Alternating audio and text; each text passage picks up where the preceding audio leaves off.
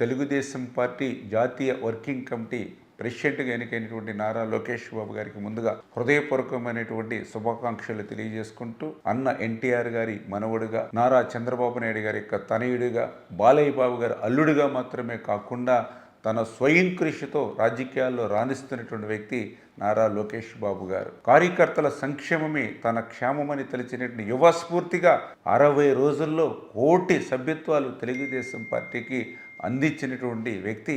నారా లోకేష్ బాబు గారు. మనందరం కూడా చూస్తున్నాం, ఒక విద్యాశాఖ మంత్రిగా అనేకమైనటువంటి విప్లవాత్మకమైనటువంటి మార్పులు, 1 క్లాస్ 1 టీచర్ ఈ రకంగా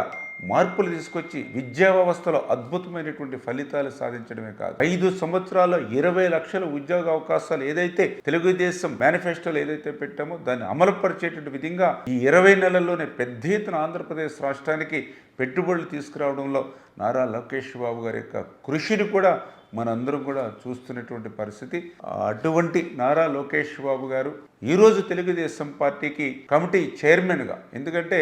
ఆ రోజు 82లో అన్న ఎన్టీ రామారావు గారు పార్టీ పెట్టినప్పుడు పెద్ద ఎత్తున యువత అంతా కూడా తెలుగుదేశం పార్టీ వైపు ఆకర్షితులైనటువంటి పరిస్థితి. మళ్ళీ 1995లో చంద్రబాబు నాయుడు గారు ముఖ్యమంత్రిగా వినూత్నమైనటువంటి ప్రజా కార్యక్రమాలతో ప్రజల్లోకి వెళ్తున్నప్పుడు పెద్ద ఎత్తున యువత అంతా కూడా రెండవసారి తెలుగుదేశం పార్టీకి రిక్రూట్మెంట్ అయినటువంటి పరిస్థితి. మళ్ళీ మూడవసారి ఆంధ్రప్రదేశ్ రాష్ట్రం అంతా కూడా నియంతృత్వ నిరంకుశత్వమైనటువంటి పాలన ఉన్నటువంటి రోజుల్లో నారా లోకేష్ బాబు గారి యువగళం పాదయాత్రలో మళ్ళీ పెద్ద ఎత్తున యువత అంతా కూడా తెలుగుదేశం పార్టీకి మూడవసారి రిక్రూట్ అవడం ద్వారా రేపు మళ్ళీ 20-30 సంవత్సరాల పాటు